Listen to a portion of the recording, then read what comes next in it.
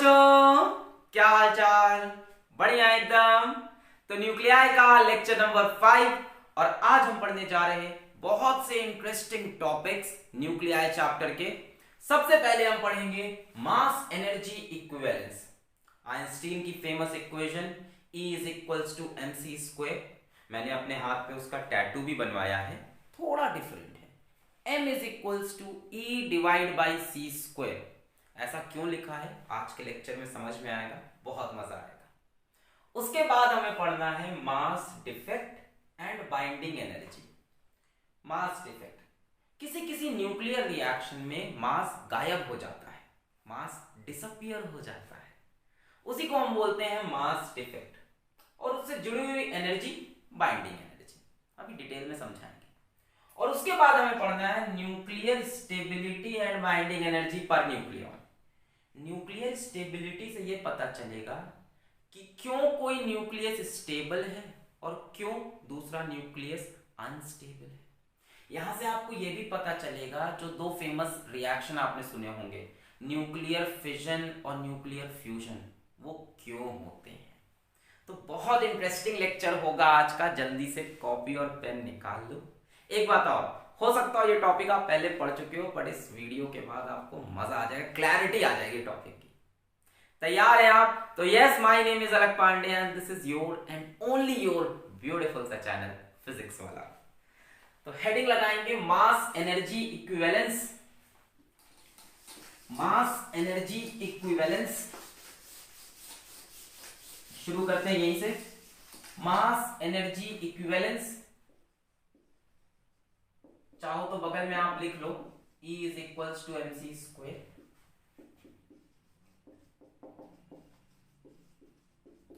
ठीक है, वो भी सही है, गलत नहीं है, बट एक्चुअल में क्या हुआ आज ये समझते हैं। ठीक है, मास एनर्जी इक्विवेलेंस। तो सन 1905 में आइंस्टीन साहब की स्पेशल थ्योरी ऑफ रिलेटिविटी आई, जिसमें उन्होंने एक सजेशन दिया है, ध्यान से सुनना। इन 1905 Einstein, in his special theory of relativity, suggested, अब देखो इन्होंने क्या कहा है, सुनना इनकी बात। suggested that mass is a form of energy. ये बोल रहे हैं मास एनर्जी का फॉर्म है। आपने शायद पढ़ रखा हो, mass can be converted to energy, when mass is destroyed energy is created. ना, mass can not be converted to energy, mass is a form of energy. और सुनो, he predicted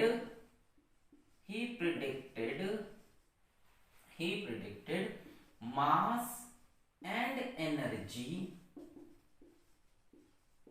are equivalent. Mass and energy are equivalent, एक ही चीज है दोनों। आप उसको सेब बोलोगे, मैं उसको एप्पल बोलूंगा, है एक ही चीज, कई लोग एप्पल बोलेंगे, उसके लिए वो भी सेम चीज है। Mass and energy are equivalent, mass is not converted to energy, mass is energy. अभी आगे धीमे धीमे क्लियर होगा। और समझते हैं, सपोज करो कि किसी बॉडी की आप एनर्जी बढ़ा दो, किसी बॉडी की आप एनर्जी बढ़ा दो, तो अंदर ही अंदर आप उसका क्या बढ़ा रहे हो, मास बढ़ा रहे हो।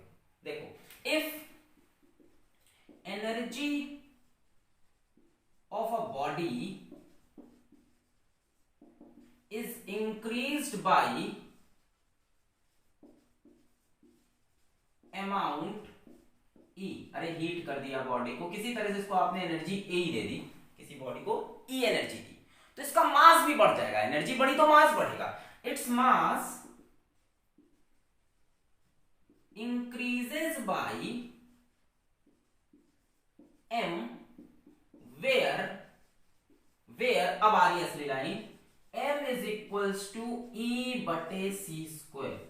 Einstein in his original thesis, in his original paper of 1905, has written this equation instead of writing this equation. तो क्या ये गलत हो गई है? नहीं, अभी इसकी मीनिंग भी सब गलत नहीं है, सही होगी, सारी किताब में लिखी हुई है, गलत नहीं है, पर उससे मीनिंग क्लियर नहीं निकल रहा है। इससे ये लग रहा है कि mass m can be converted to energy, ऐसा लग रहा है। देख रहे हैं एक्चुअल में क्या है कि जो बॉडी के पास एनर्जी है वही तो मास है। धीमे धीमे क्लियर होगा आज, पहले इतना कॉपी करो, ठीक है। किसी बॉडी की आपने एनर्जी E बढ़ाई तो आपने उसका मास m बढ़ाया, अभी इतना ही देख रहे हैं। Mass is a form of energy. Yes sir, कुछ नया दिखा, कॉपी करो इसको, अभी एग्जांपल्स लेके आपको मजा आ जाएगा आज। वो गलत नहीं है, ये स्कूल में जाके आप टीचर को वकाल मार रहे हैं, सर आप गलत, गलत नहीं है, वो भी सही है। ये बताते हैं कि वो कैसे अप्लाई होगा। अब आइंस्टीन के ओरिजिनल पेपर में जाके इसको देख रहे हैं, वो अलग भाषा में लिखा है, उसमें तुमको सिंबल्स भी अलग, कुछ समझ में नहीं आएगा, जाई बीटा कुछ उसके सिंबल्स नहीं समझ में आएंगे। उस लेवल की मैथमेटिक्स कहाँ आती है तुमको? नोट कर लिया? मिटा रहे? पता चला आइंस्टीन का जाके ओरिजिनल पेपर इंटरप्रेट पढ़ने पे वही पीछे से म्यूजिक बजेगी, ओ कुछ समझ में पल्ले आएगा नहीं, पल्ले पड़ेगा नहीं। मिटा रहे इसको? 1 2 3 4 5। चलो मैं आपको कुछ एग्जांपल्स देता हूं जिसमें ये चीज आपको दिखने लगेगी। पहला एग्जांपल क्वेश्चन के थ्रू, which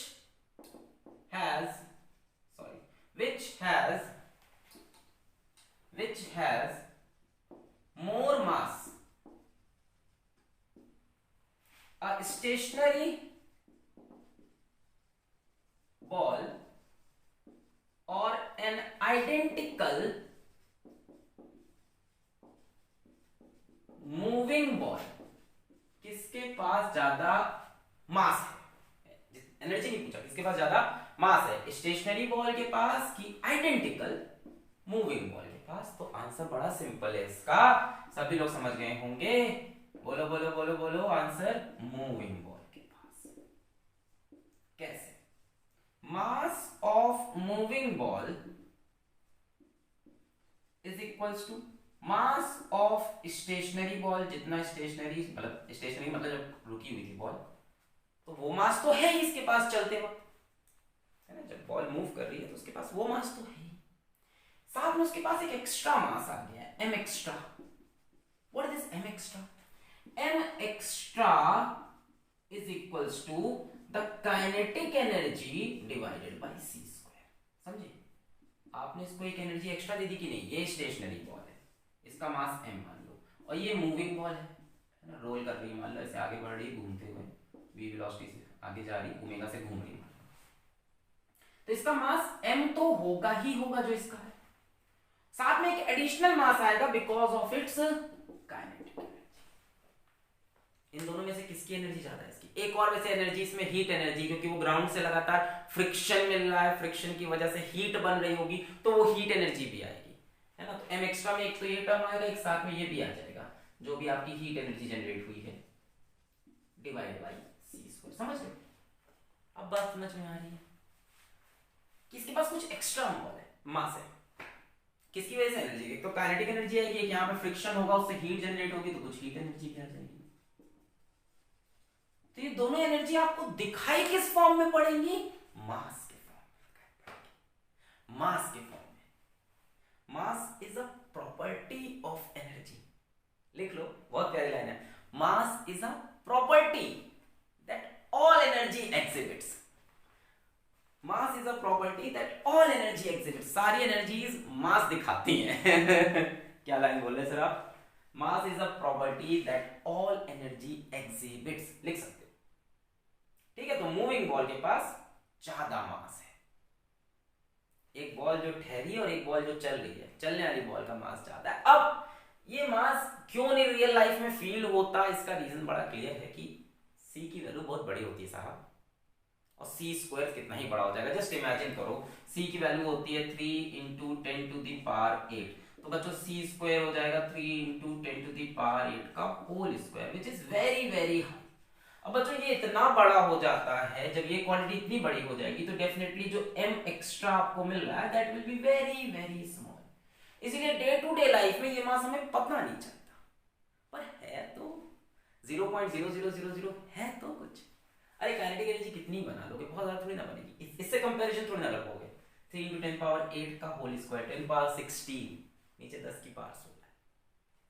इसीलिए डे टू डे लाइफ में ये मास हमें पता नहीं चलता है। जब हम लोग भी दौड़ना स्टार्ट करते हैं ना तो हमारे पास काइनेटिक एनर्जी आ जाती है, उससे एक्स्ट्रा मास आता है। तो कोई भी ऑब्जेक्ट जो मूव कर रहा है उस पर ज्यादा एनर्जी, बस ये डिपेंड करता है कि उसको ढकेला गया। अब खुद ही की एनर्जी यूज करके चलोगे तो फिर तो अंदर से एनर्जी कम हो रही है, समझ लो। एनर्जी कंटेंट बढ़ना चाहिए। हमको कोई ढकेल दे तो हमको एक्स्ट्रा एनर्जी मिल गई।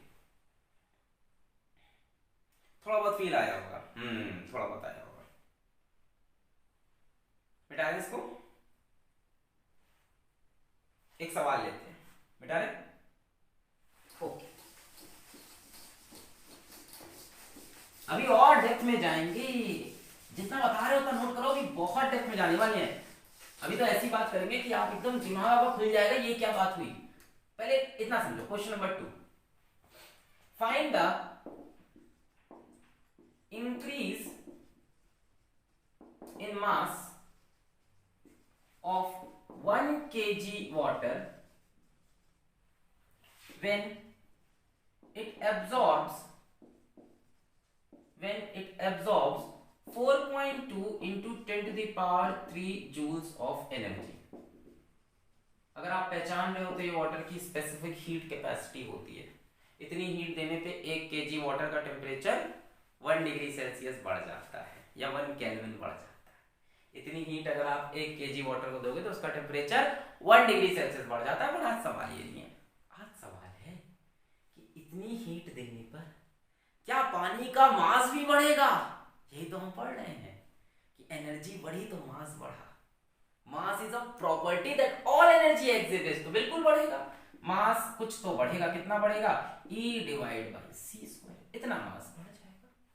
E कितना है देखो जरा, 4.2 × 10⁻³ जूल्स, अरे बड़ा छोटा वैल्यू है। और c² 3 × 10⁸ का होल स्क्वायर मीटर/सेकंड²। अब देखो जी जरा कितनी छोटी वैल्यू आने वाली। इसलिए डे टू डे लाइफ में हम इसकी बात नहीं कर रहे होते हैं। बहुत छोटी वैल्यू आएगी, ये वैल्यू आपकी अप्रोक्सीमेटली आएगी 4.7 × 10⁻⁻14 kg। मेरे ख्याल से आप कैलकुलेट कर लेना, आएगी इतनी 10⁻⁻14 में। तो आप देख रहे हो कितना कम मास बढ़ रहा है। तो डे टू डे लाइफ में इसीलिए इन इक्वेशंस की ज्यादा वैल्यू नहीं है, इसलिए आपको छोटे क्लास में ये नहीं बताया गया। बट फिर मैं बोलूंगा कि ये टर्म जीरो नहीं है। This is very small, I agree, this mass is very small, this m is very small. But एक लाइन मेरी याद देखो, but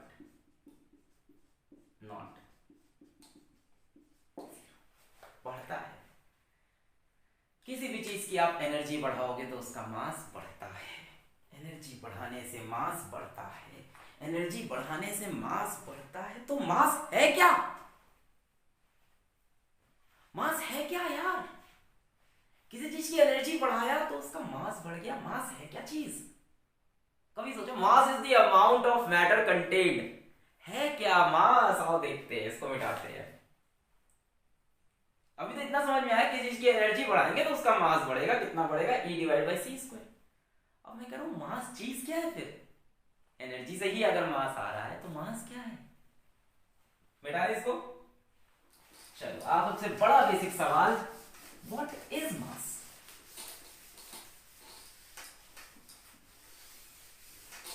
what is mass, question, what is मास। तो बड़ा ही जनरल आंसर होगा इसका, बचपन से पढ़ते आ रहे हैं। Mass is amount of matter, amount of matter contained in a body, जो भी है, इन a body, in a object, जो भी है, amount of matter. What is matter then है क्या मास। आओ देखें।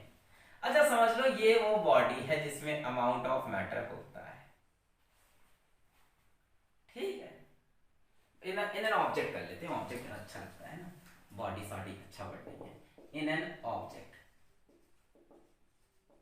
बॉडी याद है किसमें यूज हुआ था? मुन्ना भाई एमबीबीएस में बॉडी चाहिए, कंटेन्ड इन एन ऑब्जेक्ट।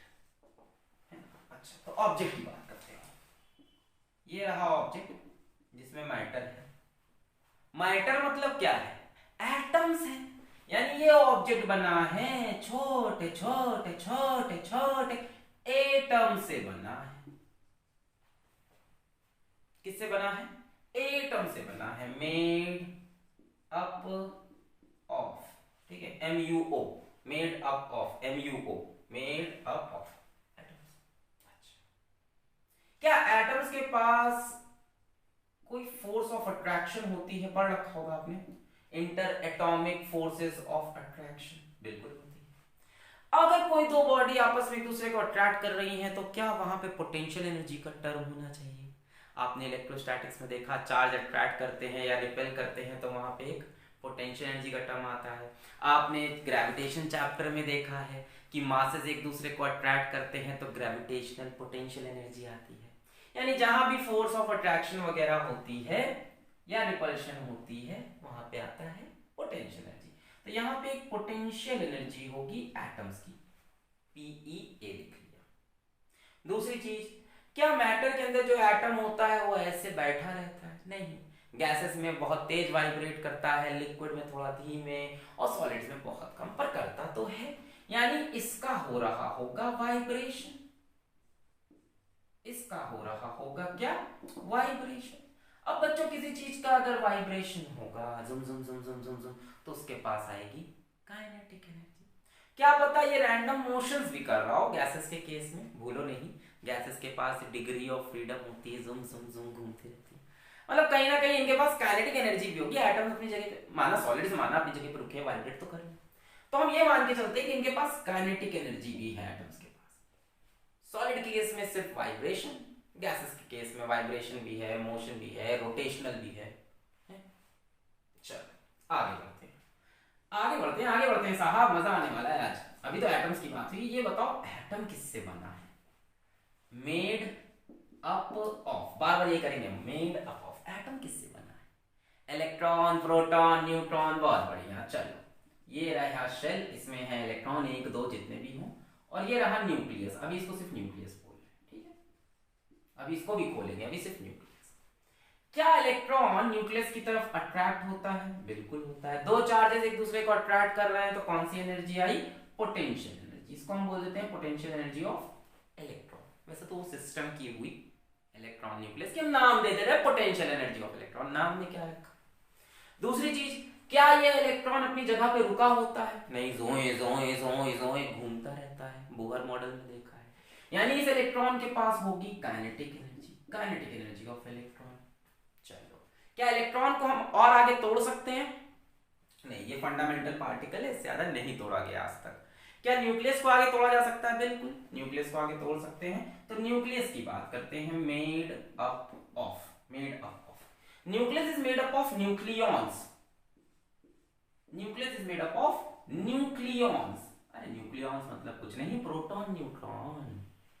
डर गए, क्या है ये न्यूक्लियॉन्स?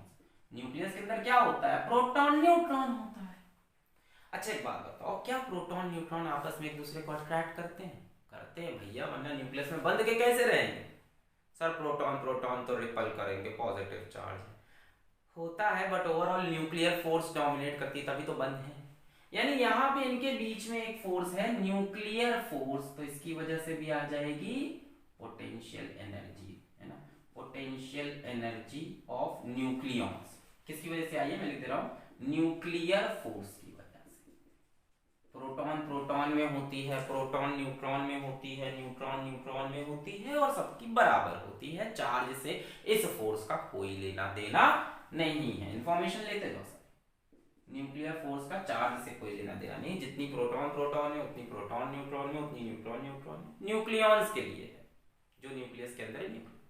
अच्छा, क्या ये हाँ, प्रोटॉन न्यूट्रॉन अपनी जगह पर रुके रहते हैं? नहीं, जिगल करते रहते हैं। जिगल मतलब वाइब्रेट करते रहते हैं। यानी इनके पास है vibrational kinetic energy of nucleons.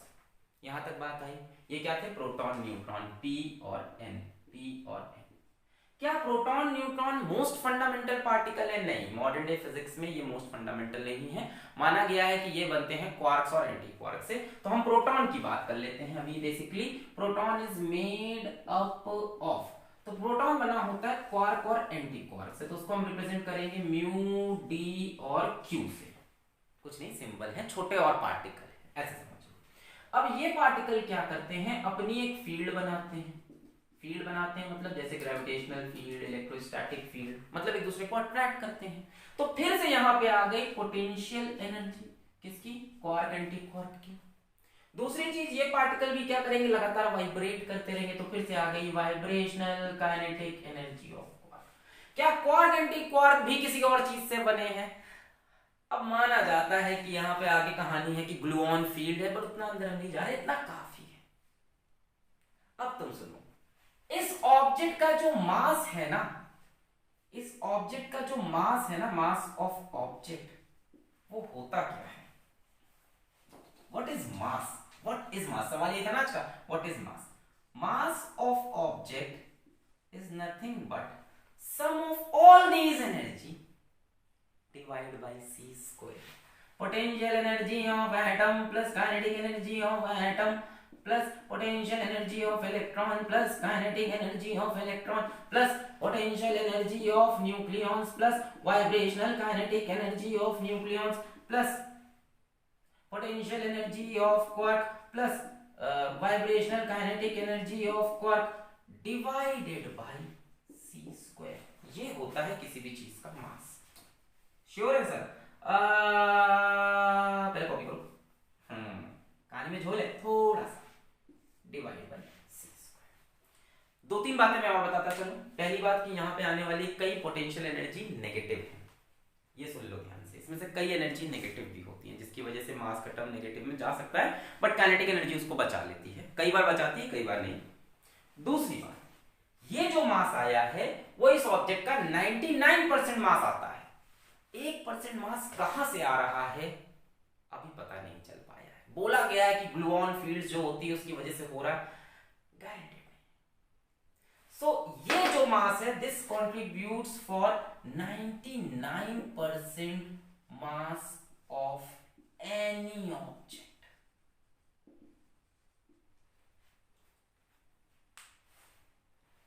Energy is mass, mass is mass is a property that all energy exhibits. Mass is a property that all energy exhibits.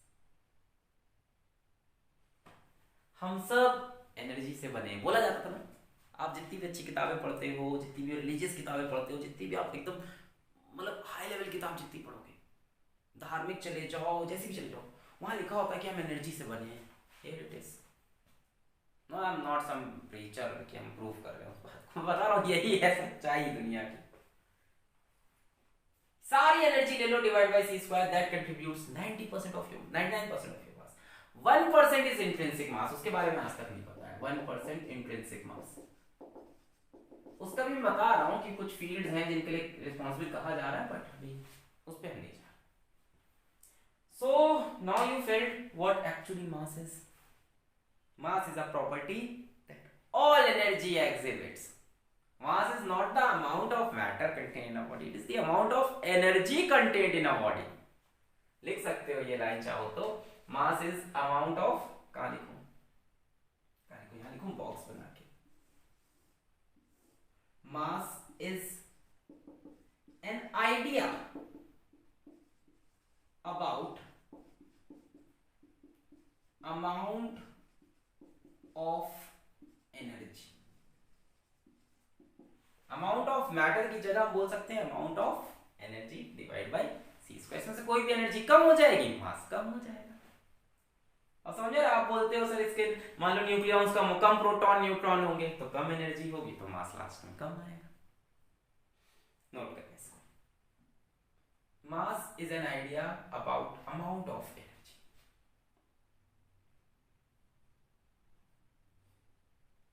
मिटा रहे 1 2 3 4 5 मिटा रहे 1 2 पॉज करके नोट कर लो। ओके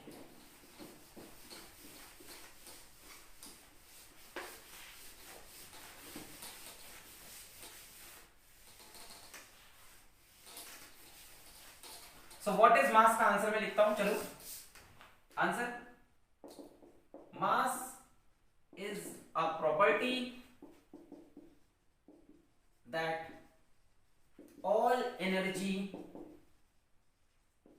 एग्जिबिट्स, हर एनर्जी इसको दिखाती है। Mass is an idea about amount of energy in a body। Clear है? m इज इक्वल टू बटे सी स्क्वायर फील हो गया। अब सवाल आता है कि क्यों, why we write E is equal to M C square. क्या ये गलत है? नहीं, बिल्कुल गलत नहीं है। इसकी मीनिंग थोड़ी समझो, कुछ गलत मीनिंग नहीं है, मतलब कुछ गलत नहीं है, इसकी मीनिंग समझ लो। इसका मतलब क्या है, इफ m मास डिसअपियर्स, हाँ किसी तरह से कहीं से कोई मास डिसअपियर हो गया, इसका मतलब है एनर्जी E इज रिलीज्ड। अब आपको फील हो गया होगा यार कहीं से कुछ मास गायब हो गया, इसका मतलब क्या गायब हुई, एनर्जी। तो वो एनर्जी सिस्टम में रिलीज हो जाएगी, सराउंडिंग में रिलीज हो जाएगी, मेरे सिस्टम से सराउंडिंग में रिलीज हो जाएगी। आप समझ रहे हो? इस इक्वेशन का ये मतलब है कि अगर m मास डिसअपियर हुआ, मान लो यहाँ मेरे पास कोई हाथ में कोई एटम है, न्यूक्लियाई है, कुछ है मेरे हाथ में, ठीक है, अचानक से इसका मास कम हो गया, कुछ हुआ, कोई न्यूक्लियर प्रोसेस, कहाँ गया मास? तो हम बोलते हैं mass is converted to energy. अरे नहीं भैया, मास कम हुआ मतलब एनर्जी कम हुई। कितनी energy? E is equal to M C square. अब इसी को लोग बोलते हैं mass is converted to energy.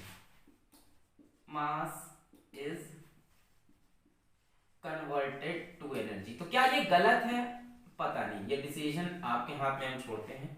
अलग अलग लोग अलग अलग क्लेम करते हैं, कुछ लोग कहते हैं गलत है, कुछ लोग कहते हैं सही। जो कहानी थी हमने आपको समझा दी, अब डिसीजन आपका है कि ये गलत है कि सही है। ठीक, अब भाई कोई छोटा बच्चा होगा, आप उसको ऐसे ही समझाओगे ना, mass is converted to energy, आप तो समझ गए।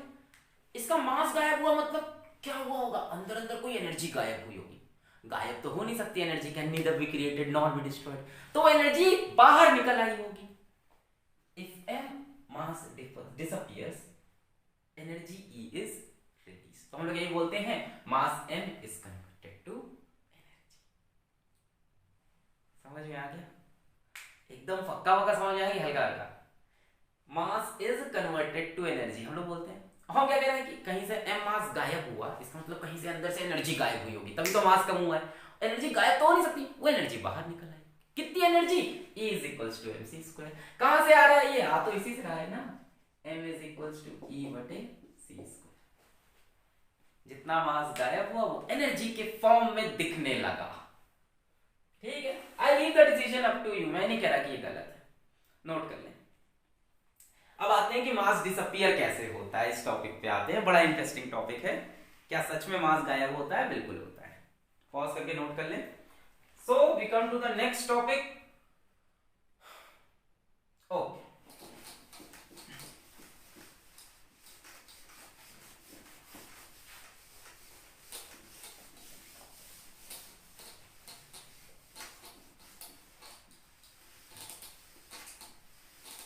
देने को एग्जाम्पल बहुत है। मान लो आपके पास एक टॉर्च है, टॉर्च के अंदर होती है बैटरी, बैटरी के अंदर होता है केमिकल। आप टॉर्च को जला दो, बाहर क्या निकली? लाइट, मतलब एनर्जी। धीमे धीमे बैटरी केमिकल खत्म होता जाएगा, धीमे धीमे लाइट बाहर जाती जाएगी। Mass is converted to energy. जैसे बोल रहा हूँ बोल दो, धीमे धीमे टॉर्च का जो वेट है वो कम हो जाएगा। ठीक है, आओ अच्छा एक्चुअल टॉपिक पे आते हैं। ये सब तो अलग अलग एनालॉजी है, लोगों के आर्गुमेंट्स होते हैं इस पे। हाँ, let's come to our topic that is mass defect. Lines लिख लिया। Mass is a property that all energy exhibits. Mass is a form of energy. Mass defect and binding energy, आज का दूसरा topic. Mass defect and binding energy, खूब अच्छे समझ लो इसको। Mass defect and binding energy. देखो देखा गया the mass of nucleus is less than the sum of mass of all nucleons making it। क्या बोला कि जो न्यूक्लियस का मास है और जो इसके अंदर न्यूक्लियॉन्स का मास जब देखा तो न्यूक्लियस का मास इससे कम बन रहा है। यहां मान लो मेरे पास एक प्रोटॉन, एक न्यूट्रॉन, एक प्रोटॉन, एक न्यूट्रॉन, एक प्रोटॉन, एक न्यूट्रॉन, ठीक है, इतना है मान लो, ठीक है, और ले लो एक प्रोटॉन, एक न्यूट्रॉन, एक प्रोटॉन, इतना है, चलो ठीक। इससे मान लो एक न्यूक्लियस बना सामने हमारे, ठीक, ये क्या है, न्यूक्लियॉन्स हैं, इनसे बना एक न्यूक्लियस। इस न्यूक्लियस के अंदर क्या होगा, 1 2 3 4 5 5 प्रोटॉन होंगे, 1 2 3 4 5, और क्या होगा इस न्यूक्लियस में, 1 2 3 4 4 न्यूट्रॉन है, 1 न्यूट्रॉन, 2 न्यूट्रॉन, 3 न्यूट्रॉन, 4। एग्जाम्पल है ये, मत गिनने मत लगना कि न्यूट्रॉन का प्रोडक्ट। देखा गया कि इस न्यूक्लियस का मास इस टोटल के मास से कम आ रहा है। देखा गया कि इसका जो मास है, मास of nucleus is less than the mass of nucleons making it. सारे न्यूक्लियॉन्स का मास जोड़ा, इन सबका जोड़ा जोड़ा जोड़ा जोड़ा, आंसर आया 5 केजी। इन सबका जोड़ा जोड़ा जोड़ा, आंसर आया 4.999 केजी। कोई कैलकुलेशन एरर नहीं है, सच में मास गायब हो गया है, 0.001 केजी। हाँ मुझे पता है आंसर केजी में नहीं आएगा, एग्जाम्पल दे रहे हैं, भावनाओं को समझो, तुम तो पकड़ लेते। मास गायब हो गया। सम मास disappears during formation of nucleus। अब ऐसा नहीं करके देखा गया होगा, ये न्यूक्लियस को आज तक तोड़ा थोड़ी ना, न्यूक्लियस को तोड़ा गया, इतना इजी थोड़ी ना था। इन्होंने क्या किया, न्यूक्लियस का मास मेजर किया, देखा उसके अंदर कितने प्रोटॉन न्यूट्रॉन है, प्रोटॉन न्यूट्रॉन का मास इंडिविजुअल देखा गया, कैलकुलेट किया गया, न्यूक्लियस का मास कैलकुलेट किया, देखा और कम आ रहा है। ये कैसे हो सकता है ना, ये सर सोचो जरा कैसे हो सकता है, सोचो जरा। तो यार मैंने कहा कि इस टेबल पे 3-4 पेन हैं, एक डस्टर है, एक मार्कर है, और इन सबका मिलाकर वेट हो रहा है 5 किलो। लो इसको तुम अपने पास रख लो। जैसे ही तुम्हारे हाथ में आया, इसका वेट हो गया 4.999 केजी। मास गायब हो गया। Some mass disappears during formation of nucleus। कहां गया भैया मास, कहां गया, during formation of nucleus। क्या हम ये बोल सकते हैं कि कुछ एनर्जी रिलीज हो गई? ये कहना ज्यादा आसान है कि नहीं, कि यहां से यहां आते हो कुछ एनर्जी रिलीज हो गई, और एनर्जी निकल गई मतलब मास निकल गया, कम हो गया मास। और देखो इसको इजीली ऐसा समझ सकते हो, some energy is released during formation of nucleus. हाँ अब ज्यादा इजी लग रहा है कि यहां से यहां आते वक्त कुछ एनर्जी कम हो गई, एनर्जी कम हो गई तो मास कम हो गया। अब फील हुआ? ये जो मास गायब होता है इसी को हम बोलते हैं mass defect. The mass that disappeared is termed as mass defect। Her nucleus का अपना अपना मास डिफेक्ट होता है, ठीक है। डेफिनेटली ये एएमयूज में होता है, केजी में नहीं होता, बहुत थोड़ा थोड़ा मास डिफेक्ट होता है, 0.001 एएमयू, ठीक है। ऐसा नहीं कि 1 किलो मास गायब हो गया, मैं तो एग्जांपल दे रहा था। अब समझ में आ रहा है कि ये जो रिएक्शन होता है न्यूक्लियॉन से न्यूक्लियस बनने का, ये एक्सोथर्मिक रिएक्शन है। यहां से यहां जाते वक्त कुछ एनर्जी बाहर निकल जाती है, और एनर्जी अगर बाहर निकल गई मतलब मास बाहर निकल गया, तो मास डिक्रीज कर गया। मैं तुमको और अच्छे समझा सकता हूं कि एनर्जी बाहर कैसे निकली। एक्चुअल में इसके अंदर एक नई एनर्जी आई है जो नेगेटिव है, बहुत आसान है समझना। देखो यार, प्रोटॉन प्रोटॉन न्यूट्रॉन न्यूट्रॉन सब में अट्रैक्शन आ जाएगा, अभी कोई अट्रैक्शन है, कोई बंधन नहीं है यहाँ अंदर ना, एक बंधन आ गया। पहले इतनी बात समझो, पहले नोट करो। बातों में बातें बताया जा रहा है, कुछ पल्ले पड़ ही रहा है। मासूम थे सर इस वीडियो को देखने के पहले। नोट कर लो।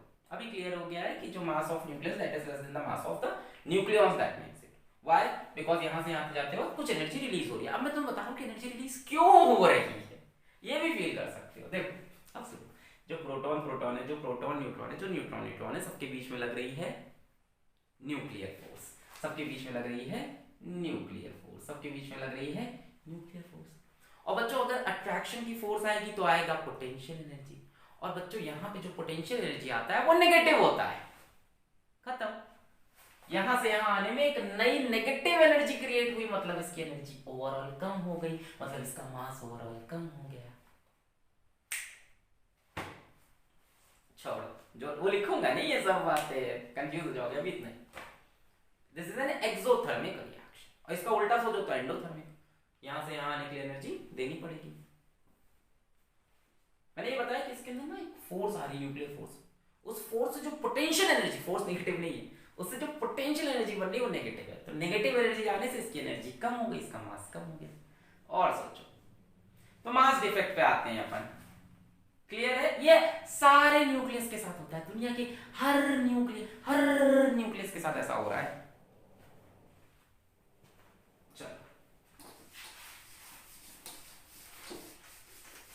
मास डिफेक्ट कैलकुलेट करते हैं, और कितनी एनर्जी रिलीज होती है कैलकुलेट करते हैं। मास डिफेक्ट कैलकुलेट करते हैं।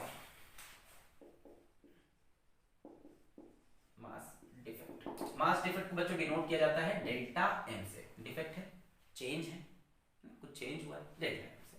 मान लेते हैं अपने पास कोई न्यूक्लियस है X, जिसका एटॉमिक नंबर Z, जिसका मास नंबर A। इसमें बच्चों कितने प्रोटॉन्स होंगे? मेरे ख्याल से नंबर्स ऑफ प्रोटॉन होते हैं एटॉमिक नंबर के बराबर। नंबर ऑफ प्रोटॉन्स हो जाएंगे Z। इसमें कितने न्यूट्रॉन्स होंगे? प्रोटॉन एटॉमिक नंबर बराबर होते हैं, न्यूट्रॉन कितने होते हैं? A माइनस Z, है ना। Mass number minus atomic number, ये क्या होता है?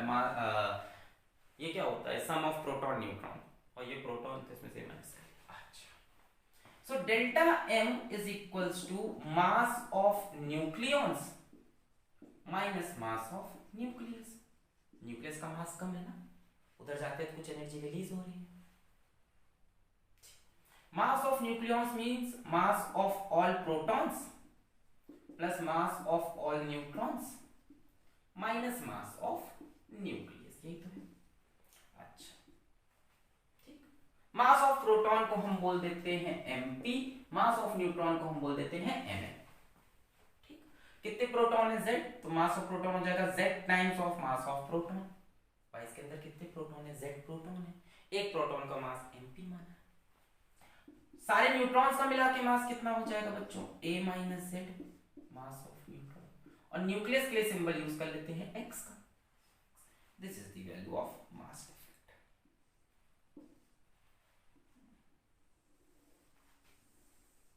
Z into mass of proton plus A minus Z into mass of neutron.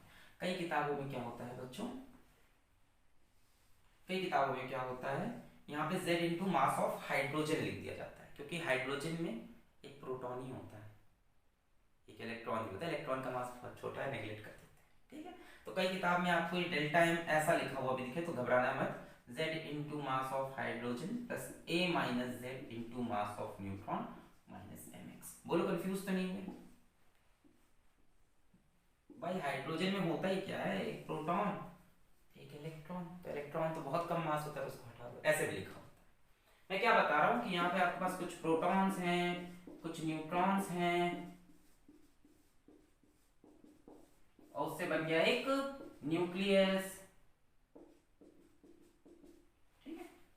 तो हमने क्या किया, जितने प्रोटॉन 1 2 3 4, तो 4 times of mass of proton, तो कितने neutron? 1 2 3 4, 4 times of mass of neutron minus mass of nucleus.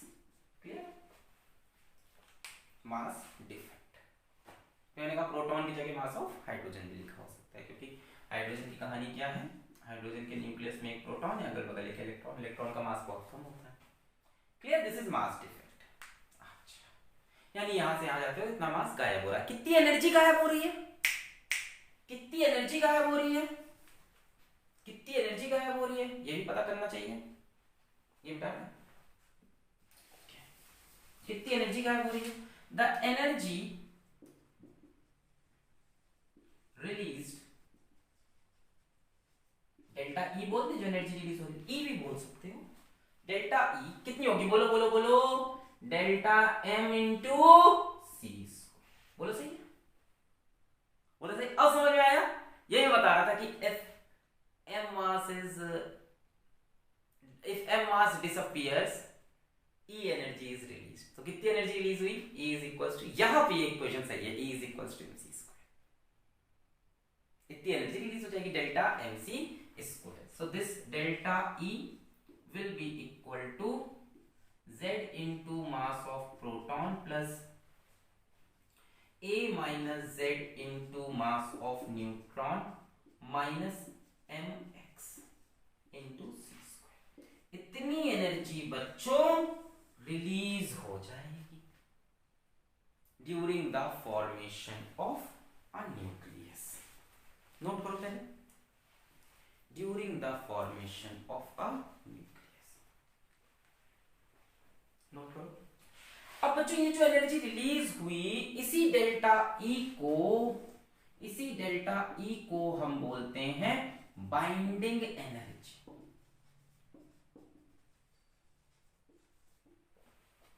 The amount of energy released during the formation of a nucleus is called binding energy। बहुत simple है, proton neutron proton neutron neutron neutron proton, जो भी है सिर्फ nucleus बना, proton proton neutron neutron proton, जो भी है, इस प्रोसेस में जो एनर्जी रिलीज हुई, इसी एनर्जी को हम बोलते हैं बाइंडिंग एनर्जी।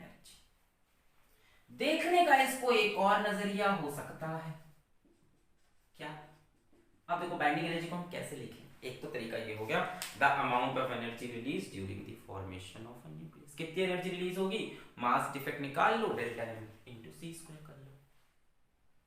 ठीक है। इसको देखने का दूसरा तरीका क्या है कि अगर हम इस न्यूक्लियस को तोड़ना चाहें हाइपोथेटिकली, और इसको तोड़कर वापस न्यूक्लियॉन्स बाहर निकालना चाहें, मतलब मास बढ़ाना चाहें, वापस आएंगे मास बढ़ेगा, मतलब हमको एनर्जी बढ़ानी पड़ेगी, मतलब एनर्जी देनी पड़ेगी। कितनी? इतनी। जितनी एनर्जी निकली थी वापस जाकर उतनी एनर्जी नहीं। समझ में आया? जब यहां से यहां गए तो कुछ एनर्जी बाहर निकल गई, मान लो इसे तोड़कर वापस यहां लाना है तो इतनी एनर्जी देनी पड़ेगी ना। सो बाइंडिंग एनर्जी को हम बोल सकते हैं, it is the amount of energy required to separate all nucleons from the nucleus।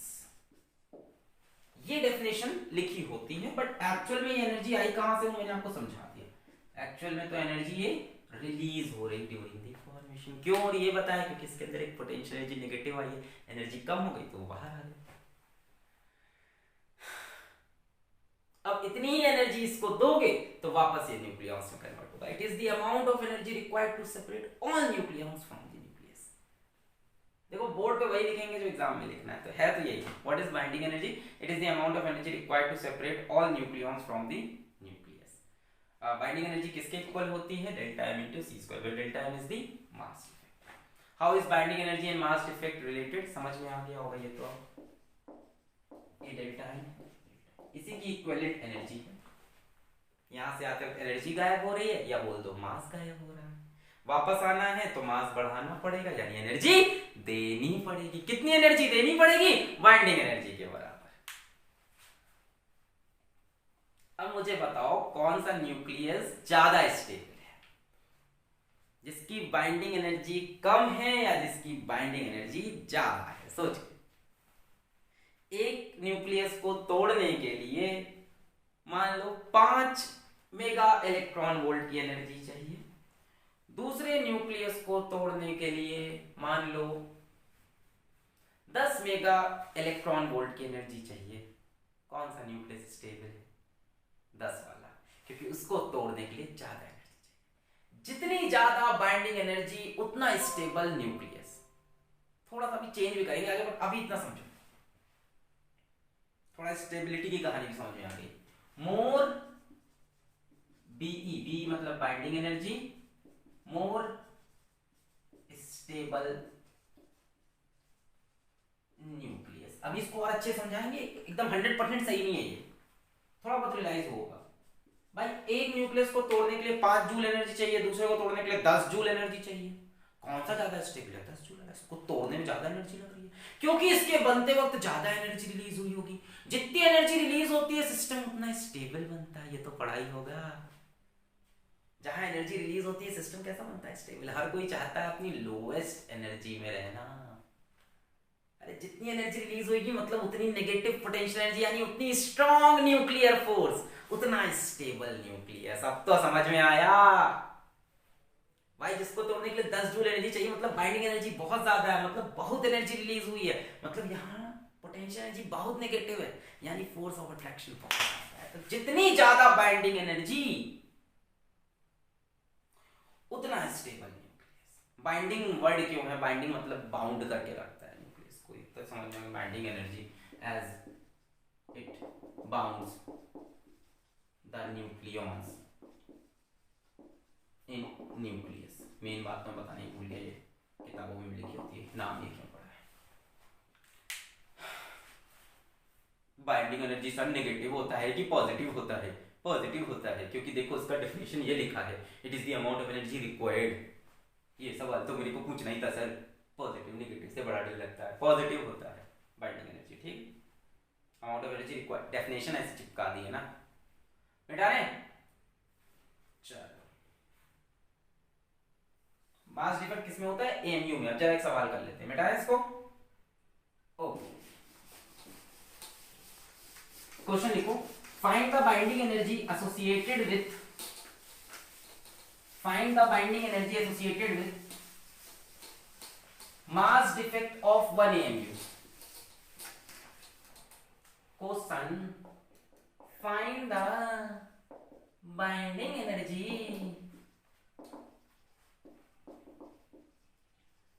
associated with mass defect of 1 AMU. 1 AMU is 1.67 into 10 to the power minus 27 kg approximately। चलो solve करते हैं इसको। चलो भैया, binding energy delta E is equals to delta M into C square. सही है। Delta M कितना बोल रहे हैं ये? 1 AMU। 1 AMU is 1 into 1.67 into 10 to the power minus 27 kg and C is 3 into 10 to the power 8 metre per second का whole square. सब SI unit में रखा है तो एनर्जी भी जूल्स में आएगी एसआई यूनिट में। So 1.67 into 10 to the power minus 27 into 3 into 10 to the power 8 का होल स्क्वायर जूल्स। ठीक है, पर हमें आंसर जूल्स में नहीं चाहिए, हमें इलेक्ट्रॉन वोल्ट में चाहिए, और सही बताएं तो मेगा इलेक्ट्रॉन वोल्ट में। जूल्स में आंसर आता नहीं, बहुत छोटा आएगा। यहाँ पे देखो 10 की पावर माइनस 27 है, यहाँ 10 की पावर 16 है, तो आंसर 10 की पावर नेगेटिव में आ रहा है, बहुत छोटी एनर्जी है। तो इलेक्ट्रॉन वोल्ट के पास चलते हैं। एक जूल में होता है, एक जूल में होता है 1.6 into 10 to the power 19 electron volt. तो हम इस पे चल देते हैं। So 1.67 into 10 to the power minus 27 into 3 into 10 to the power 8 का whole square into 1.6 into 10 to the power 19 electron volt. अब दिक्कत यह है कि 10 की पावर 19 भी इस नेगेटिव को बहुत अच्छे से बचा नहीं पाएगी, सॉरी बहुत ज्यादा बचा ले जाएगी, है ना। फिर 10 की पावर में आंसर आएगा। अब पॉजिटिव ज्यादा हो गया, देखो 10 की पावर 16 की 10 की पावर 19, जोड़ो कितना हो गया? 16 10 26 26 9 35 35 और 27, मतलब 10 की पावर में आंसर नहीं चाहिए। तो हम चलते हैं मेगा इलेक्ट्रॉन वोल्ट में। आप मेरी बात सुनते जाओ। मेगा इलेक्ट्रॉन वोल्ट में मेगा क्या होता है? 10 की पावर 6, है ना। तो मेगा में जाना है तो इसको 10 की पावर 6 से आप डिवाइड कर दो, है ना। तो 1.67 into 10 to the power minus 27 into 3 into 10 to the power 8 का होल, अरे ये 10 की पावर 16 है, 10 की पावर 19, 10 की पावर 27, जोड़ लो कितना हुआ, 10 की पावर 37, 10 की पावर 36 हो जाएगा ना, बल्कि सॉरी ये 10 हो गया, 30 सॉरी ये 16 है, सॉरी इसको इसको जोड़ेंगे ना तो 16 26 और 10 35, 10 की पावर 35, इसमें से माइनस करोगे 5 3 8 8 आ रहा है, अभी 10 की पावर 8 तो हम पावर नहीं चाहिए, तो इसको हम फिर से डिवाइड कर लेते हैं, किससे, मेगा इलेक्ट्रॉन वोल्ट में कन्वर्ट करते हैं, इंटू 1.6 इंटू 10, सर आपको जो करना है करो, into 10 to the power minus 6 कर दो, तो मेगा समझ लो, मेगा क्या होता है, 10 की पावर माइनस 6 करना पड़ेगा।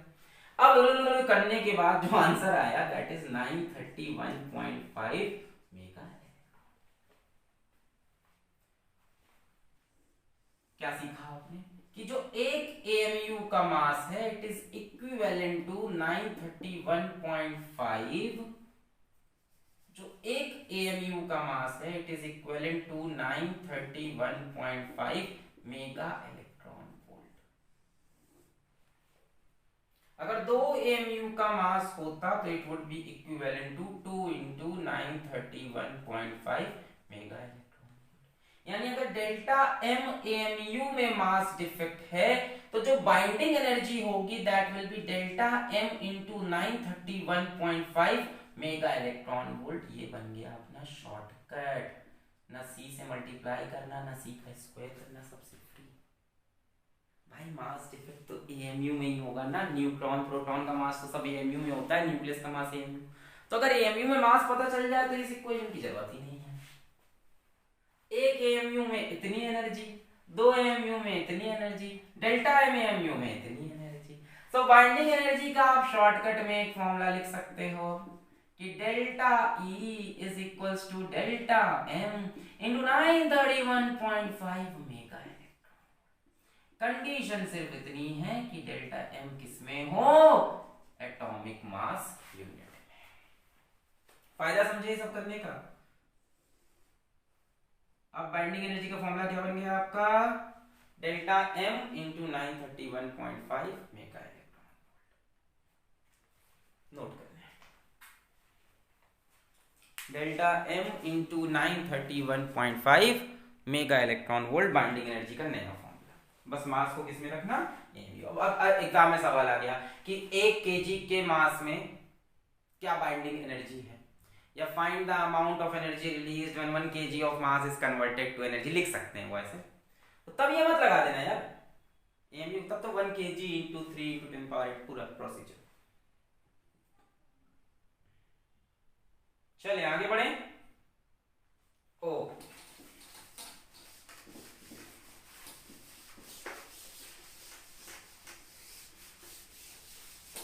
तो यहां पे ये टॉपिक भी आपका समाप्त हुआ बाइंडिंग एनर्जी का, और अब हम चलते हैं अगले टॉपिक पे which is nuclear stability. Nuclear stability and binding energy per nucleon.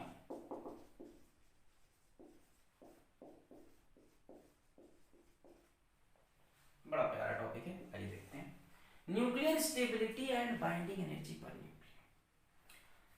अच्छा देखो, अगर हम शुरू से शुरू करें तो the binding energy of heavy hydrogen, hydrogen की तो बात ही नहीं कर सकते ना, उसमें एक प्रोटॉन है, उसमें क्या बाइंडिंग एनर्जी की बात करें, एक ही प्रोटॉन न्यूक्लियस में, बाहर भी एक ही प्रोटॉन रहेगा। हैवी हाइड्रोजन की बात कर सकते हैं। हैवी हाइड्रोजन में क्या होता है, ड्यूटेरियम, एक प्रोटॉन एक न्यूट्रॉन, H2, एक प्रोटॉन एक न्यूट्रॉन। यहाँ मास डिफेक्ट का चांस तो है, नॉर्मल हाइड्रोजन में क्या ही बात करें यार, मास डिफेक्ट ना होगा, एक ही प्रोटॉन है।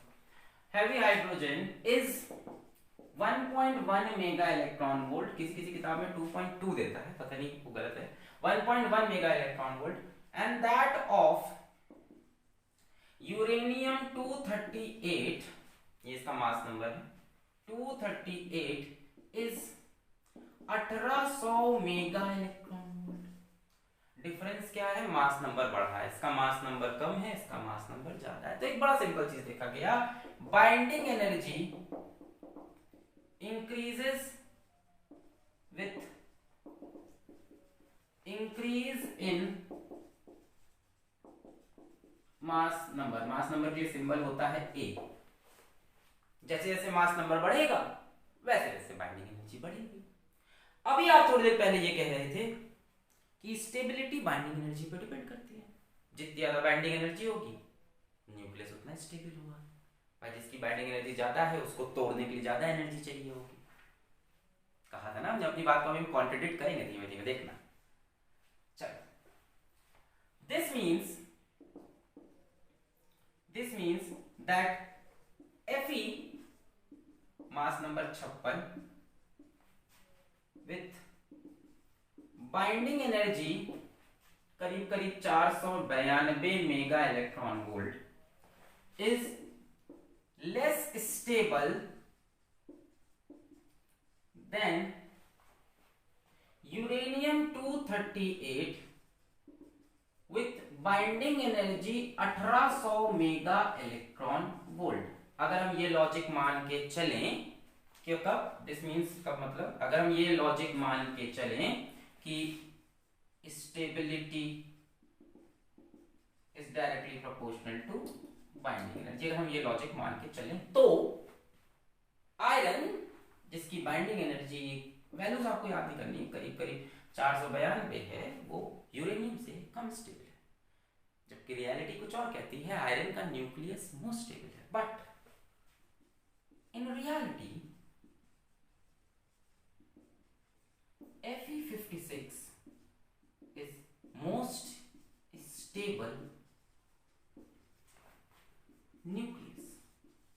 अब ये कोई एक्सेप्शन नहीं है, मास नंबर कोई क्राइटेरिया नहीं था, अभी आपको समझाते हैं। माना आयरन के पास बाइंडिंग एनर्जी कम है, पर यहां पे नंबर ऑफ न्यूक्लियॉन्स भी तो कम है। माना ये बहुत अमीर है, इसके पास बहुत बाइंडिंग एनर्जी है, पर इसके पास उस बाइंडिंग एनर्जी से बंधने वाले न्यूक्लियॉन्स भी तो बहुत ज्यादा हैं।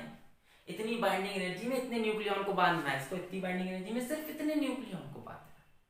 अब जैसे कहने के लिए हम लोग बोलते हैं कि वो दोस्त हमारा बड़ा अमीर है, उसका बहुत बड़ा घर है, वो दोस्त हमारा बड़ा गरीब है, उसका बड़ा छोटा घर है। पहले तो करना नहीं चाहिए, बहुत आ रहा है, इसमें नहीं जाते ना, इसकी मतलब एथिक्स में नहीं जा रहे, मॉरल वैल्यूज में नहीं, टॉपिक पे। तो हम लोग बोलते हैं कि दोस्त बड़ा अमीर है, इसका बहुत बड़ा घर है, पर आप ये नहीं देख रहे कि उस घर में 4 फैमिली रह रही है? और जो जिसको तुम गरीब कह रहे हो उसके घर में एक ही फैमिली रह रही है। तो भाई छोटे घर वाला भी तो हो सकता है ज्यादा। भाई यहाँ बड़ा सा घर है, मान लो 3 फ्लोर का घर बनाया है, उसके अंदर 50 आदमी भर गए कि यहाँ से खिड़की से बाहर निकल रहा है, दरवाजे से बाहर निकल रहा है, तो क्या ये स्टेबल है? ज्यादा बाइंडिंग एनर्जी होने का मतलब ये थोड़ी ना कि स्टेबल है। अरे भैया इतनी बाइंडिंग एनर्जी में इतने न्यूक्लियॉन्स मैनेज करने हैं, यहाँ इतनी बाइंडिंग एनर्जी में सिर्फ इतने न्यूक्लियॉन मैनेज करने, यानी binding energy is not the criteria for stability. Binding energy per nucleon की, एक न्यूक्लियॉन को कितनी बाइंडिंग एनर्जी मिल रही, that is the criteria for stability. कि पर पर्सन घर में कितना स्पेस है। अगर एक एक इंसान के लिए एक एक कमरा है तो आप अमीर हो अपने घर में। अब कोई कह रहा सर मेरा तो भाई के साथ रूम शेयर था, मैं तो गरीब निकला। तुम्हारा खुद का कमरा है, तुम बहुत अमीर हो, मैं बहुत अमीर हूँ, मेरे पास अपना कमरा है। एक कमरा मेरे को मिला हुआ रहता है घर में। चलो अच्छा वापस आते हैं, समझ में आ गई बात। ज्यादा बाइंडिंग एनर्जी नहीं, बाइंडिंग एनर्जी पर न्यूक्लियॉन की। बाइंडिंग एनर्जी ज्यादा है पर बांधना भी तो इतने ढेर सारे न्यूक्लियॉन को इसमें से, इतनी बाइंडिंग एनर्जी से इतने बांधना है। so actually binding energy per nucleon, nucleon मतलब proton neutron, is criteria for nuclear stability। अब समझ में आ गया? क्या सिर्फ बाइंडिंग एनर्जी को देखकर आप डिसीजन दे दोगे? नहीं, आप देखोगे उसके न्यूक्लियॉन्स के। बाइंडिंग एनर्जी टोटल जो है उसको नंबर ऑफ न्यूक्लियॉन से डिवाइड करो, देखो एक प्रोटॉन या एक न्यूट्रॉन के ऊपर कितनी बाइंडिंग एनर्जी है ना, ये अपनी कितनी बाइंडिंग एनर्जी एक प्रोटॉन न्यूट्रॉन पे लगा रहा है। ज्यादा दम लगा रहा है कि नहीं? इसके पास हाँ माने इसका दम ज्यादा, पर इसके घर में मैनेज करने के लिए बच्चे भी तो बहुत ज्यादा है। सबके ऊपर कितना ध्यान दे पाएगा? ये नहीं दे पाएगा। और ये सब पे ज्यादा ध्यान दे पाएगा, एक पे तो पकड़ के रखेगा। अब समझ में आ गया? नोट कर लें। Actually binding energy per nucleon is criteria for nuclear stability. इसकी आप बाइंडिंग एनर्जी पर न्यूक्लियॉन चाहो तो निकाल लो, 8.8 आएगी अप्रोक्सीमेटली, आनी चाहिए, या तो वैल्यूज गलत होंगी थोड़ी बहुत, नहीं आई तो। और इसकी बाइंडिंग एनर्जी पर न्यूक्लियॉन निकालोगे तो 7.6 आएगी। अब तो क्लियर है कि आयरन क्यों ज्यादा स्टेबल है। इसको 8.8 आनी चाहिए और ये 7.6 नहीं आ रही, तो इन वैल्यूज में कुछ गलती होगी, इस वैल्यू में स्पेशली। मिटा दें इसको। समझ में आ गया फंडा? न्यूक्लियर स्टेबिलिटी बाइंडिंग एनर्जी पर डिपेंड नहीं करती, बाइंडिंग एनर्जी पर न्यूक्लियर। अच्छा, इसके बाद क्या हुआ, साइंटिस्टों ने एक कर्व बना दिया। हाय हाय हाय, ग्राफ बना दिया सर। अरे सर, आपको याद नहीं करना है, ग्राफ समझना है, टेंशन मत लो ना, ग्राफ की वैल्यू रटनी है ना कुछ, सिर्फ समझना है। एक ग्राफ बनाया गया, किसका, एक कर्व बनाएंगे हम, curve of binding energy per nucleon versus mass number. ठीक है, इसको स्टेबिलिटी कर्व भी बोल सकते हो। आओ देखो, बड़ा इंटरेस्टिंग है। आपको सर सभी इंटरेस्टिंग लगता है, यहाँ इन सबसे छोटी छोटी चीजें सिलेबस हमारा बढ़ता जाता है। Binding energy per nucleon versus mass number. यहाँ नीचे मास नंबर ले लेंगे, ठीक है, यहाँ इस पे हम बाइंडिंग एनर्जी पर न्यूक्लियॉन ले रहे हैं, ठीक है ना। और हम ये ले रहे हैं किसमें, इन मेगा इलेक्ट्रॉन वोल्ट, ठीक है, यूनिट हमने मेगा इलेक्ट्रॉन वोल्ट। यहाँ हमारा 0 है बच्चों, और यहाँ हम लेते हैं 2, यहाँ लेते हैं, आएगा पूरा, इसमें नहीं आ पाएगा फिर, ठीक है, चलो बड़ा प्यारा ग्राफ बने। यहाँ लेते हैं 2, यहाँ लेते हैं 4, यहाँ लेते हैं 6, यहाँ लेते हैं 8। 2 mega electron volt, 4 mega, 6 mega, 8 mega electron volt, इतने में काम बन जाएगा अपना, ठीक है, मेरे को बहुत ऊपर नहीं जाना है, ठीक है ना। यहाँ ले लेते हैं 8। अब हम एक प्लॉट बना रहे हैं, ध्यान से देखना प्लॉट को। आपको एग्जैक्टली प्लॉट याद नहीं होना है, थोड़ा बहुत आपको कर्व समझ में आना चाहिए। यहाँ होगा 3, यहाँ हो जाएगा 5, यहाँ हो जाएगा 7, यहाँ हो जाएगा 1, ठीक है।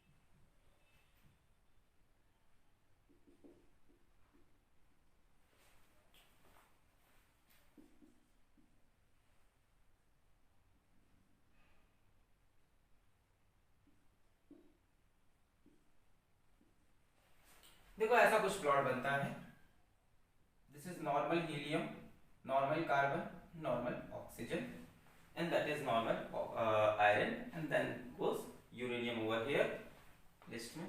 यहाँ पे आते आते मास नंबर 238 आ गया, ठीक है, मास नंबर बढ़ता जा रहा लगातार, और ये ऐसा कुछ कर्व बना है। तो सबसे कम बाइंडिंग एनर्जी आपको दिख रही है, हैवी हाइड्रोजन की है। नॉर्मल हाइड्रोजन की बात क्यों नहीं की, एक ही प्रोटॉन है तो न्यूक्लियस के बाहर क्या आएगा। यहाँ से हम आगे बढ़े, नेक्स्ट नंबर पे हीलियम। हीलियम की अचानक से बाइंडिंग एनर्जी ज्यादा हुई, रीजन बहुत सारे हैं। एक तो कहा जाता है जहाँ इवन नंबर ऑफ न्यूक्लियॉन्स होते हैं वो ज्यादा स्टेबल होते हैं, जैसे हीलियम, कार्बन, ऑक्सीजन में देखी गई अलग ही स्टेबिलिटी है। उसके बाद लिथियम पे ग्राफ नीचे गिरा, कार्बन ऊपर बढ़ा, नाइट्रोजन नीचे गिरा, ऑक्सीजन ऊपर बढ़ा, फिर नीचे गिरा, और फिर तो ग्राफ ऊपर गया। आयरन की देखी गई maximum binding energy per nucleon, एक न्यूक्लियॉन की 8.8 है, और उसके बाद गिरती गई। आयरन के पहले भी गिरी, आयरन के बाद भी गिरते गिरते यूरेनियम पहुंच के 7.6 हुई है 238 नंबर पे पहुंच के, 238 मास नंबर पे पहुंच के। अब इससे कुछ कंक्लूजन्स निकाले जाएंगे। मैं कंक्लूजन्स आपके सामने लिखता जाता हूं, आप ग्राफ को एक बार देख लो। नेचर ऑफ ग्राफ आपको समझ में आना चाहिए कि आयरन के पहले भी ग्राफ नीचे है, आयरन के बाद भी ग्राफ नीचे है। Maximum binding energy per nucleon iron की है। यूरेनियम की वैल्यू थोड़ी बहुत अगर याद है तो बहुत अच्छी बात है, बाकी से याद करने की जरूरत नहीं। सो हम वैसे इन पीक्स की बात नहीं कर रहे हैं क्योंकि वो हमारे किसी भी ज्यादा काम की नहीं है, तो हम इसके जो मेन पॉइंट्स हैं वो आपको बताते हैं। सबसे पहला पॉइंट बेसिकली इससे हमें आपको समझाना है न्यूक्लियर फिजन और फ्यूजन, जो कि अगले वीडियो का टॉपिक है। आज थोड़ा हिंट देंगे। सबसे पहला पॉइंट यहाँ से जो ऑब्वियस होता है, सबसे पहला पॉइंट आपको क्या बताएं, from A is equals to 50 to A is equals to 80, binding energy per nucleon is nearly equal to 8.5 mega electron volt, and these nucleus these nucleus are stable, क्योंकि ये एक हाई वैल्यू है। कहां से कहां, एटॉमिक नंबर करीब करीब 50 से शुरू करते हुए 80 तक जाते हुए, देखो 8.8 8.5 अभी चल रहा है, करीब करीब 50 से शुरू करके मान लो 80 तक जाते हुए 8 8.5 की वैल्यू हमें मिल रही है, जो कि एक अच्छी वैल्यू है। These nucleus are stable. Second, Fe is equals to 56, binding energy per nucleon is nearly 8.8 mega electron volt, has highest binding energy per nucleon, and hence most stable nucleus, इसलिए most stable nucleus है। ये दो point लिखें, most stable nucleus. 50 से 80 में जितने पढ़ रहे सब स्टेबल हैं, ना फिजन करेंगे ना फ्यूजन करेंगे। 50 से 80 वाले कुछ नहीं करेंगे, स्टेबल न्यूक्लियस है, बढ़िया बाइंडिंग एनर्जी पर न्यूक्लियन है, न्यूक्लियस मस्त बंधा हुआ है, बढ़िया एनर्जी रिलीज हुई थी बनते हुए, बढ़िया अंदर फोर्स, न्यूक्लियर फोर्स है, बढ़िया घटिया एकदम नेगेटिव में पोटेंशियल एनर्जी है। ठीक है, लिख लिया।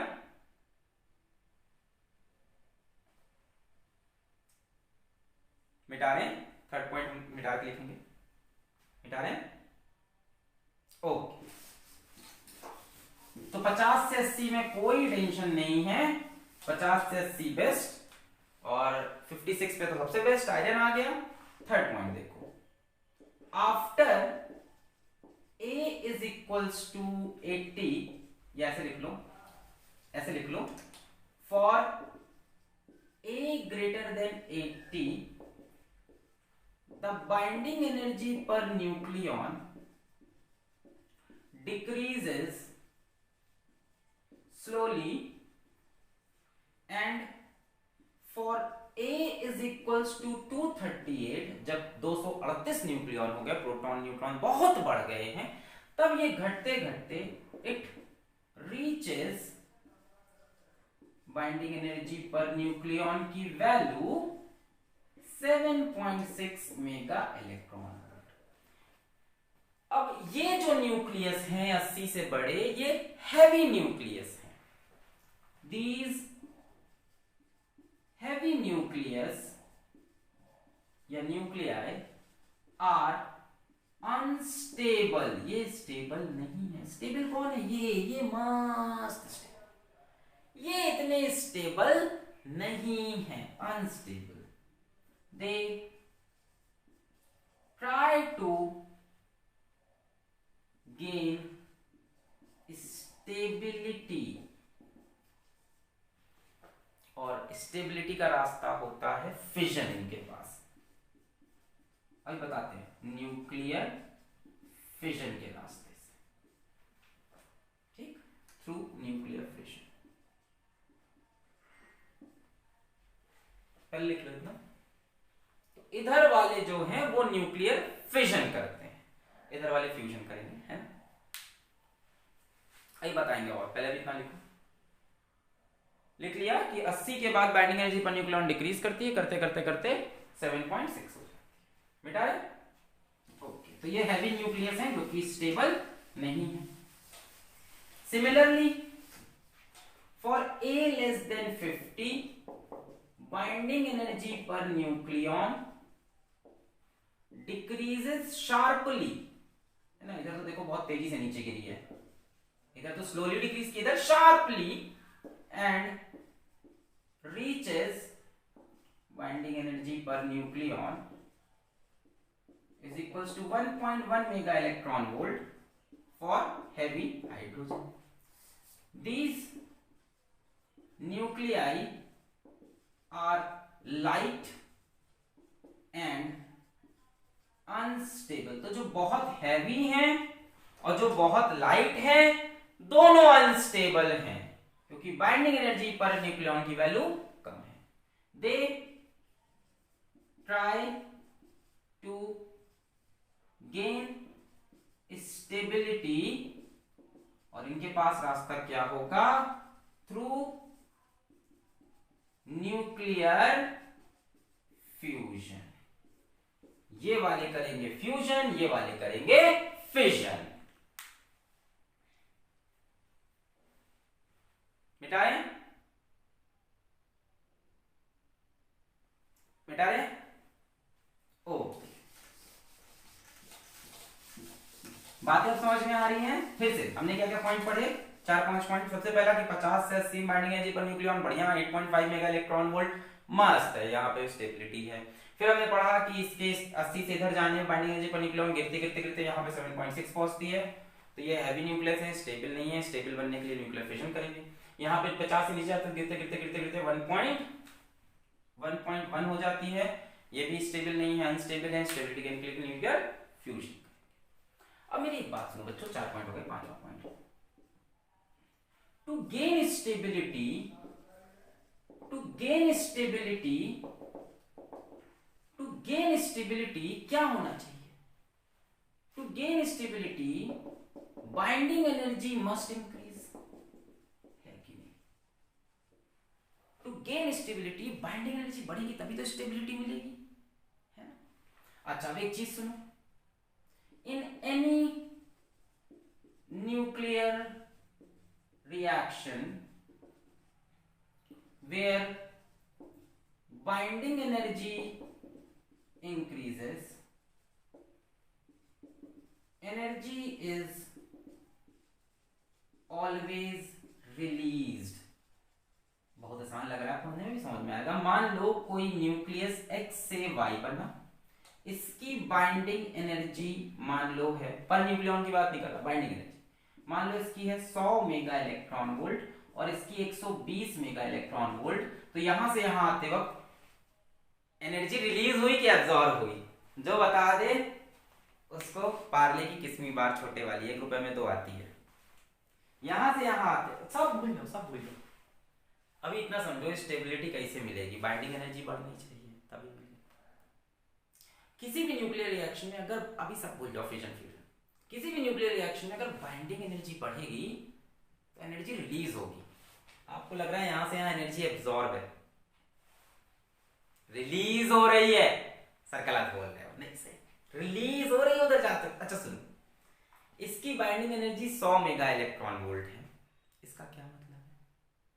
मतलब इस न्यूक्लियस के बनते वक्त 100 mega electron volt energy release हुई होगी।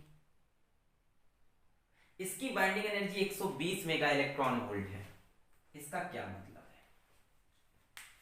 इसका मतलब है इसके बनते वक्त 120 एनर्जी रिलीज हुई होगी, तो यहां से यहां जाने में अभी 20 और रिलीज करना पड़ेगा कि नहीं है? इसका मतलब क्या हुआ? During formation of X 100 mega electron volt is release, और इसका मतलब हुआ during formation of Y 120 mega electron volt is release, है कि नहीं? इतनी एनर्जी इसके न्यूक्लियस बनते वक्त रिलीज हुई होगी और इसके न्यूक्लियस बनते वक्त 100 mega electron volt energy release हुई होगी। तो यहां से यहां जाने में अभी 20 और रिलीज, देखो ये बन गया मतलब 100 तो रिलीज हो गई है, पर अब जब ये यहां जाएगा तो 20 और रिलीज करनी पड़ेगी ना, यानी यहां से जहां जाते हो क्या होगा 20 मेगा इलेक्ट्रॉन वोल्ट रिलीज होगी, तभी तो स्टेबिलिटी आएगी जब एनर्जी कम होगी और नहीं सर एनर्जी बढ़ रही, अरे यार बाइंडिंग एनर्जी तो रिलीज होती है, ऐसे सोचो जब X का फॉर्मेशन हुआ होगा तो न्यूक्लियॉन्स आए होंगे यहां गए होंगे तो 100 मेगा इलेक्ट्रॉन वोल्ट एनर्जी बाहर निकली, जब Y का फॉर्मेशन होना है तो न्यूक्लियस अंदर आए 120 मेगा इलेक्ट्रॉन वोल्ट एनर्जी बाहर निकली, तो X तो बन गया है यानी 100 एनर्जी तो निकल गई है, अब Y बनाना है तो कुछ और एनर्जी बाहर निकाल दो, कितनी और 20 और।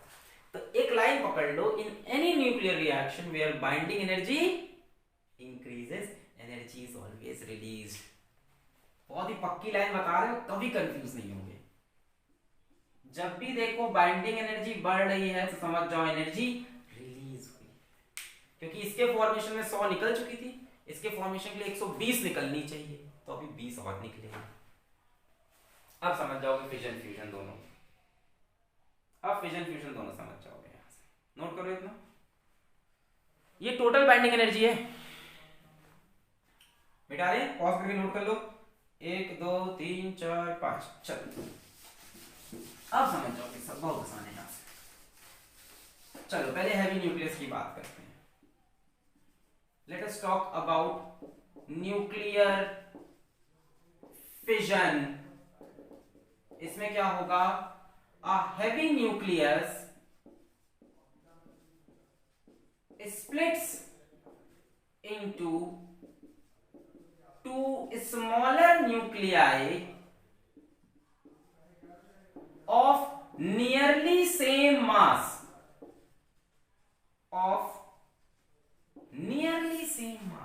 क्या हुआ यहां पे कोई अनस्टेबल हैवी न्यूक्लियस था, उसका नाम था मान लो जेड, वो टूट कर दो स्मॉलर न्यूक्लियाई बन गया एक्स और वाई, ये ज्यादा स्टेबल हो गए कि नहीं बताओ, बाइंडिंग एनर्जी पर न्यूक्लियॉन बढ़ गई कि नहीं, अरे हैवी होने में अनस्टेबल है, यहां पे कोई अनस्टेबल था मान लो जेड, और जेड टूट कर दो लाइटर न्यूक्लियाई बना लिया एक्स एंड वाई जो कि स्टेबल है, आप समझे, तो कोई हैवी न्यूक्लियस जेड टूट के बना लिया x प्लस वाई। अच्छा अब सुनो सुनो सुनो सुनो ध्यान से, मास नंबर की बात करते हैं थोड़ी, मास नंबर मतलब ए मतलब number of protons and neutron, मान लो इसका मास नंबर 100 है, जस्ट अज्यूम कर लो इसका मास नंबर 100 है, जो टूटा है वो दोनों न्यूक्लियाइज कैसी होंगे, नियरली सेम मास, तो इसका मास नंबर मान लेते हैं 50, इसका भी 50 है ना, ये थोड़ा आप आओ तो आगे पीछे कर लो, एक का चलो 55 मान लेते हैं है ना, एक का चलो 45 मान लेते हैं, नियरली सेम मास है, ठीक है 50 है हाँ ठीक, नियरली सेम मास, एक का मास 55 है, एक का मास 45 है। अभी देखो स्टेबिलिटी कैसे मिल रही है, टूट के छोटा, अरे यार तो समझ में आ रहा है स्टेबिलिटी कैसे मिल रही है, 100 वाले की आपको दिख रहा है बाइंडिंग एनर्जी पर न्यूक्लियॉन कम है, और जब वो टूट कर छोटे छोटे बन गया है तो बाइंडिंग एनर्जी पर न्यूक्लियॉन तो बढ़ी गई होगी, 55-45 वालों की देखो ये तो बढ़िया स्टेबिलिटी वाले हैं, 45 वाला फिर भी स्टेबल ही है, इससे कंपेयर तो बहुत दूर से आ रहा है, 100 वाला बहुत नीचे है, 45 वाला कम से कम यहाँ तक, तो स्टेबिलिटी तो मिल रही है। और देखते हैं कैसे, थोड़ा एग्जाम्पशन देखते हैं, एक अज्यूम कर लेते हैं बाइंडिंग एनर्जी पर न्यूक्लियॉन की वैल्यू थोड़ी सी, तो मान लेते हैं 100 वाले की बाइंडिंग एनर्जी पर न्यूक्लियॉन है लेट अस से यहाँ 7.6 थी, तो यहां मान लेते हैं कि है अपनी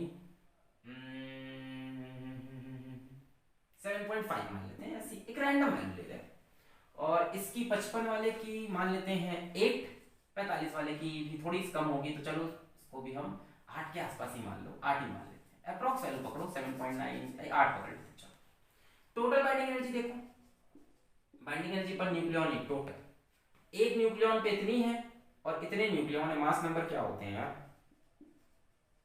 न्यूक्लियॉन्स को ही तो बोलते हैं, नंबर ऑफ न्यूक्लियॉन जितने प्रोटॉन, एक न्यूक्लियॉन कितनी टोटल कितनी हो गई 750 मेगा इलेक्ट्रॉन वोल्ट,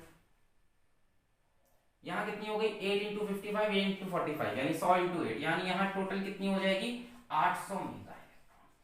यानी इधर से इधर जाते वक्त binding energy, total binding energy बढ़ी है। यहाँ टोटल बाइंडिंग एनर्जी है 750 मेगा इलेक्ट्रॉन वोल्ट, यहाँ टोटल बाइंडिंग एनर्जी है 800 मेगा। ये सब एग्जाम्पल आप चाहो तो इससे ही समझ सकते हो कि भाई ये अनस्टेबल था, टूट के स्टेबिलिटी रेंज में पहुंच गया। एक बार में नहीं पहुंचता, कई बार यहाँ पहुंचता है, फिर वो टूट के आगे जाते हैं या फिर वो रेडियो एक्टिविटी करते हैं। दूसरा तरीका ये भी है, फिजन भी होता है साथ से, दोनों तरीके हैं स्टेबिलिटी अचीव करने के। एक बड़ी गोल्डन लाइन में अब जाके बता रहा हूँ वीडियो में, हम सॉरी मेरे को पहले बताना चाहिए था ये चीज। फिजन भी होता है साथ में रेडियो एक्टिविटी भी होती है, उससे भी वो स्टेबिलिटी रेंज में आते हैं। ठीक, तो यहाँ पे आपको दिख रहा है कि 50 mega electron volt energy release हुई होगी, है ना, क्योंकि बाइंडिंग एनर्जी पर न्यूक्लियॉन बढ़ रही है या टोटल बाइंडिंग एनर्जी बढ़ रही है। ये सब एक अप्रॉक्स वैल्यू है। ये है न्यूक्लियर फिजन। न्यूक्लियर फ्यूजन में क्या होगा देखते हैं, इसको नोट कर लें। सब अप्रॉक्स वैल्यू है, इस पे मत जाएं आप। मैंने आपको तरीका बता दिया है एनर्जी कैलकुलेट करने, कितनी एनर्जी रिलीज हुई, एग्जाम में सवाल आएगा। तो बाइंडिंग एनर्जी पर न्यूक्लियॉन्स देखना और उसको मल्टीप्लाई करना मास नंबर से, तब टोटल बाइंडिंग एनर्जी आएगी, तब एनर्जी रिलीज आएगी। एनर्जी रिलीज कितनी है, एनर्जी रिलीज कितनी है 50 मेगा इलेक्ट्रॉन वोल्ट। एग्जाम में कई बार आता है कितनी एनर्जी रिलीज हुई, तो निकाल लोगे। जो बाइंडिंग एनर्जी पर न्यूक्लियॉन है उसको मास नंबर से मल्टीप्लाई, मास नंबर से इधर की यहां से यहां बढ़ रही है, बढ़ेगी तभी वो प्रोसेस स्पॉन्टेनियस होगा भाई, तभी तो स्टेबल न्यूक्लियर बनेगा। चलो अब आते हैं न्यूक्लियर फ्यूजन पे। अब इसमें क्या होता है, अच्छा दो जरूरी नहीं है, दो से ज्यादा भी हो सकते हैं। I am so sorry, X Y और अल्फा बीटा, मतलब कई अल्फा बीटा कर एक्स वाई यू वी और भी निकल सकते हैं, जरूरी नहीं दो हो। ठीक है, अभी अगला लेक्चर इसी पे। वैसे 2 और more lighter nuclei combine to form a heavy nucleus, इसको बोलते हैं फ्यूजन। फ्यूज करना, मिलना, फ्यूजन। जैसे यहां से मान लो दो लाइटर न्यूक्लियाई थे,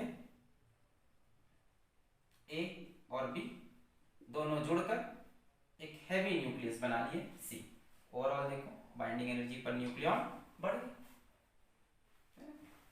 ए प्लस बी सी। इधर से इधर आना, इधर देखो, इधर से इधर आने के लिए तोड़ना पड़ेगा, इधर से इधर आने के लिए न्यूक्लियॉन्स को जोड़ना पड़ेगा। इसके भी न्यूक्लियॉन्स कम, बाइंडिंग एनर्जी कम, न्यूक्लियॉन्स कम बाइंडिंग। हम दोनों चिपक के अपने नंबर ऑफ न्यूक्लियॉन्स बढ़ा लेते हैं।